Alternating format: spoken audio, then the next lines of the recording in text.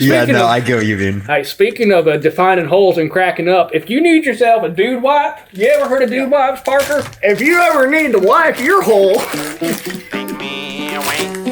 Parker, dude wipes will make you feel fresher than the day you was born.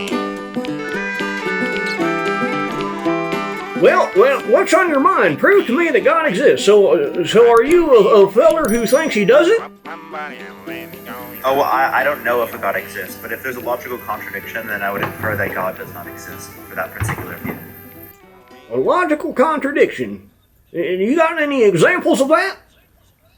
Yeah, so saying that like A does not equal A, or there could be something like a squared circle. Okay. So when you look at the universe and the world around you, do you think that the thing that makes most sense is that it came about on its own, or did something cause it? Well, that would be inferring that there's a beginning to it, right? So first of all, the universe in of itself could be eternal, could have always existed, in the same sort of notion we would reference a God would have always existed. Secondly, right, we could infer that like if there was nothing prior to the universe existing, it wouldn't have the same rules or law of causality or any type of law that would infer like energy to be created or destroyed would exist. So then we couldn't necessarily infer that it would require a cause. Right? We only infer that it requires a cause because it has the properties of existence. So, I mean, we could necessarily infer a logically consistent model that could see otherwise, but we can just infer many different models. But even then, I wouldn't say that we could say that one would be better than another in terms of these different hypotheses. Well, it's interesting, Parker. I think what I would ask you on that is when it comes to the Big Bang, the theory of the Big Bang, and I think they got some different terminologies for it now today, but would you say you're a subscriber to that theory, or do you discount the Big Bang? Because that would sort of imply that the universe does have a beginning. The Big Bang would sort of put a kink in your hose on that matter, wouldn't it? No, the Big Bang actually is just a change in the state of existence. It's just referring expansion of the universe. So when we say that there's a beginning to the universe, we're kind of just referencing the notion of, say, for me, there's a beginning of me. But that doesn't mean that there's a beginning of existence. That just means that there's a change in the state of existence so that that particular being, me, began at that particular point. The same way this notion of the universe or this notion of existence began at that point. It doesn't necessarily mean that all existence began at that point. So would you say what the universe is made up of what? What? Time, space, matter, energy? Would you add anything else to that equation? You can just say that in general terms. Time, space, matter, and energy. So you're saying time, space, matter, and energy have always been? That could be the case. That's logically consistent. I don't see the contradictions with that view. But I don't hold the view. Again, I'm agnostic. I say that like these are all logically possible, but we can't necessarily make an inference of which one would be better than the other. Understood. No, and I like how you're reasoning through stuff there. I guess my question would be... What would be your question? Well, Buzz, my question on all this is if there was no beginning, then how on earth did we ever arrive at today? Because if there's an infinite amount of time behind us, there ain't no way to ever arrive at the day that is today.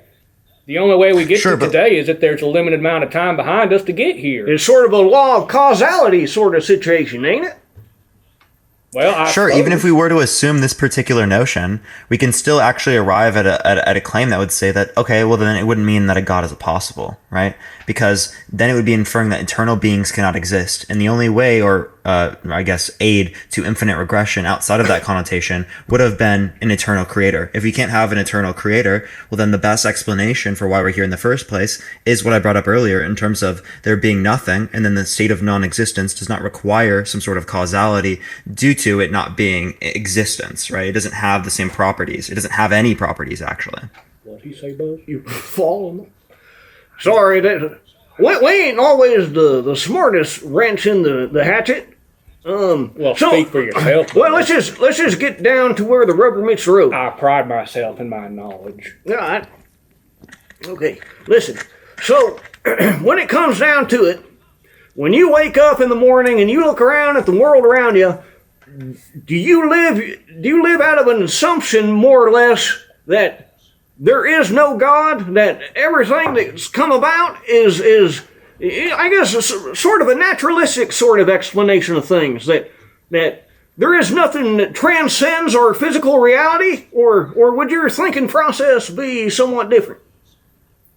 So here's my thinking process. We know that the things that are occurring within our reality, these things are naturalistic. But the question is we don't know what necessarily entailed these naturalistic phenomena to occur.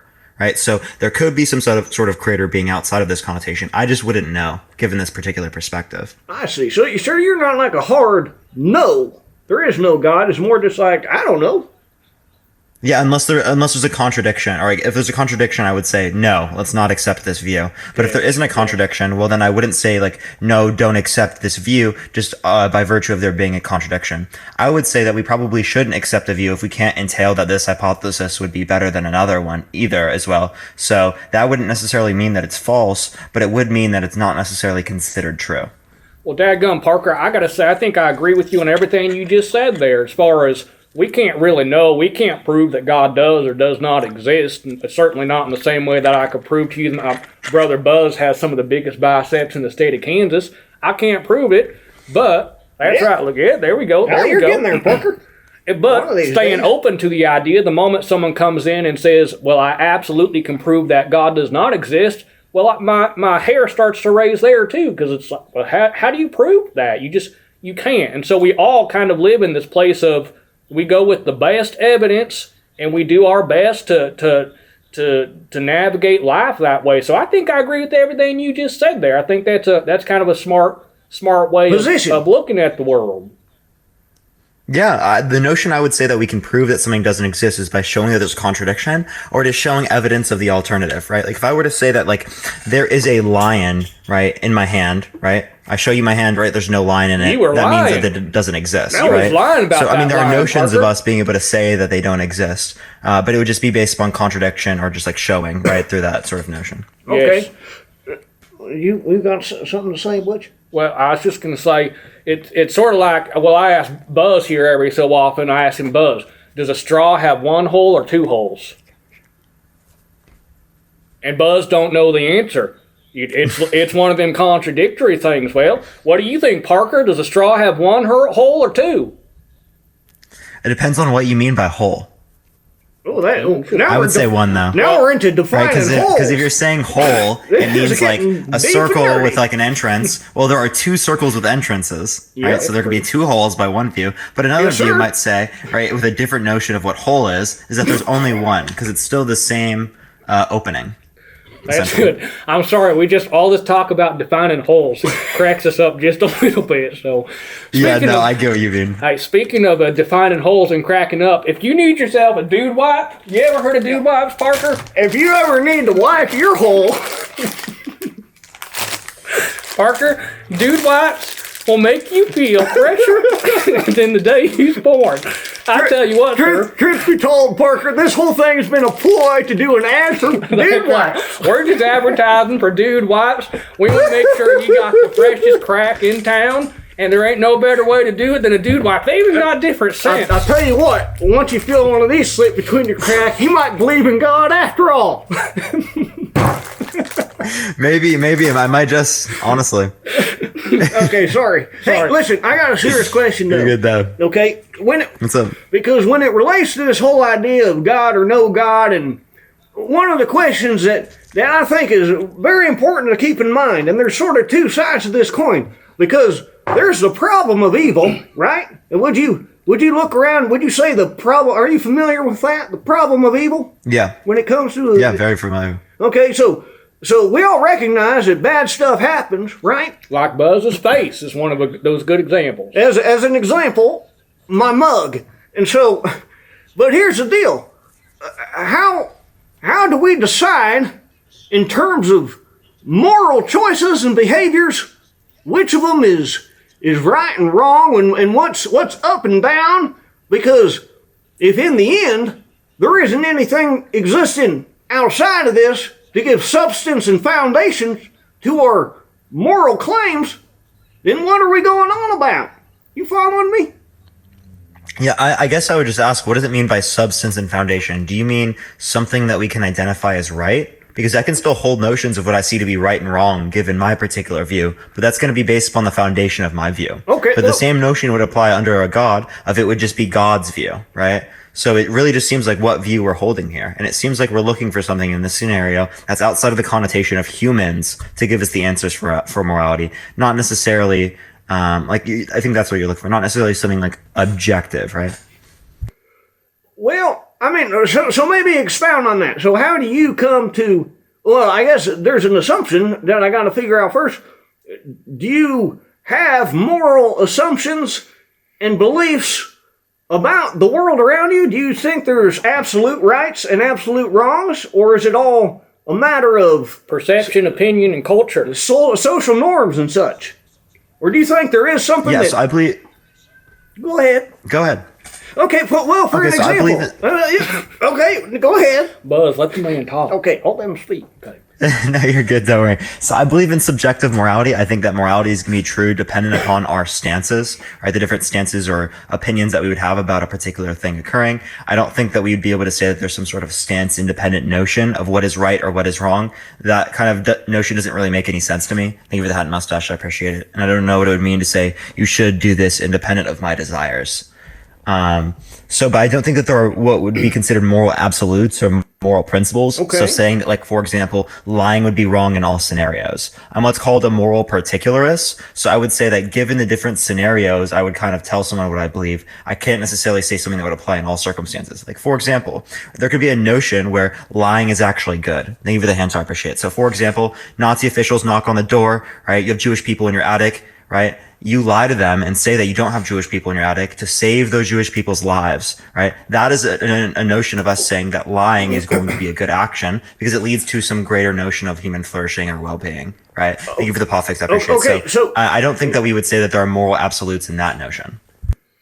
So there's not moral absolutes, but if a Nazi comes knocking on your door and you're hiding some Jews, you'd say it would be good to lie to them. So can you define, what do you mean by good in that scenario? What makes it good? Oh, what would make it good is the greater level of well-being and human flourishing that would come from that, which is something that I would say is in accordance to my desires. So it's just going to be a description of my psychological preferences of what I think is, like, say, beneficial in this scenario. So in that scenario, if it weren't you, maybe it's another Nazi sentimental person. They answer the door. They say, yes, there are some Jews here, and I think they should be exposed of. There's nothing right or wrong about you or that person. It's just different opinions and perceptions and how they want to do life, but there's nothing intrinsically wrong with like the Holocaust, for example.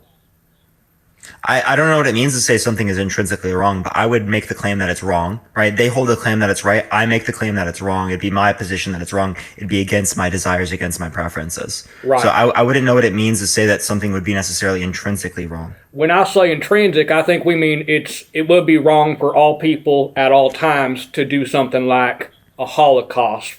Whether Well, that'd just be descriptively false, right? Because if we're referencing our notions of wrong, the people engaging in that didn't necessarily consider that to be wrong because they engage in the action. Well, that is exactly correct, sir. 100% agree with you there. If we had Hitler here today, he'd probably give you strong arguments for why his decisions were justifiable and why they were. I don't think there are strong arguments at all, right? Like, I think that we would find contradictory notions of what they consider. Like, for example, what would be the distinction between a Jewish person and between an Aryan person that would entail that you can kill one but not the other?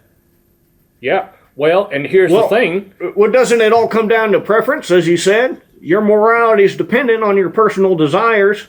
And so really, that's all. Well. That's all you need. You don't need rational. Yeah, and I showed him arguments. I could show them how their personal desires contradict their own notions of what they desire, right? So again, they desire to not kill human beings, right? If they can't give a distinction between these different human beings to say that you can kill one and not the other, that would just mean they contradict themselves in terms of what their preferences are. Hold on. Right? So that would just be the use of logic. But why are you assuming their desire is not to kill human beings? What about a Ted Bundy scenario where his ultimate desire, what fulfilled him and satisfied him, was doing horrific, torturous things to people, killing them and all other sorts of unspeakable stuff? That was his desire.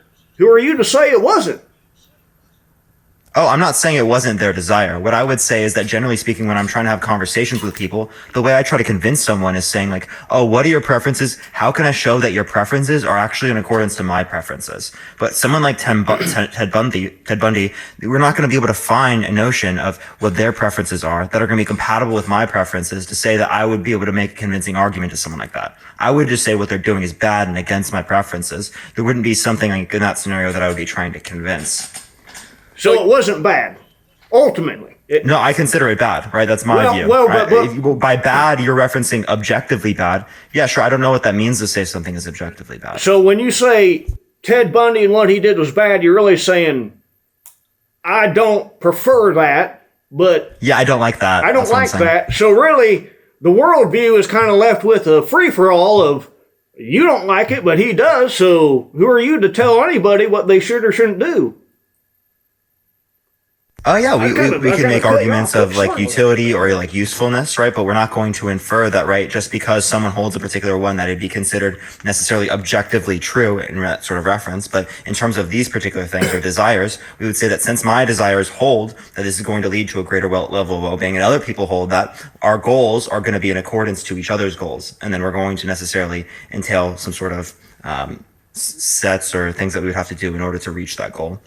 Right? It's just common goals. That's how law and legal systems operate. If everyone has bad opinions, well, then bad opinions are going to be expressed. There's nothing you can do about that, right? But again, it's about the notion of what you see to be right and what you see to be wrong. And we can try to convince each other with like, say, reasons and whatnot. But at the end of the day, right, this is just going to be a description of how we use moral language. If we don't like it, right, well, sure, that would be what our preferences are, but this would be a reality of what it is. Yes. I hear you, Parker. I think you're trying to be honest with how you navigate life, and that you would try to appeal to their own sense of reason and understanding to show why your views of morality are better. But ultimately, you're not trying to appeal to some kind of ultimate or objective moral authority. So I think I understand where you're coming from there on that. Well. Hey, Parker, thanks for having us on. This has been great. Hey, can we just sing you a song here to end this session for Absolutely. you? Go for Wonderful. This is a Hicks and Giggles original that we wrote, and, What's it called, Butch? well, this is mustard ketchup. Okay. All right, so here we go. Hold on to your buns, folks. Hold on to your buns, Parker.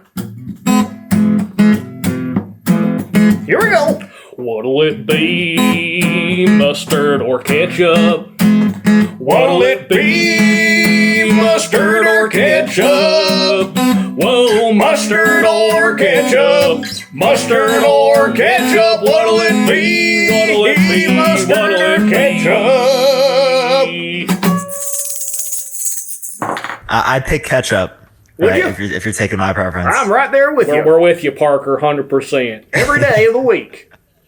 All right, hey, thanks for having Sure, us it was on, definitely sir. great having you on. Hey, I appreciate it. we maybe It was try great. to hop on again at some point in the upcoming week. So if you see us again, we'd love to keep on chat with you, sir. I'm sure folks don't often I'll get. see you then. I'm sure folks don't often get to see as handsome fellers as us in your conversation. So I mean, we'll try to grace them every once in a while, just and so they can be reminded of the true beauty of humanity. For sure, absolutely. It was great having you on. Have a fantastic day. You too, sir. Peace out.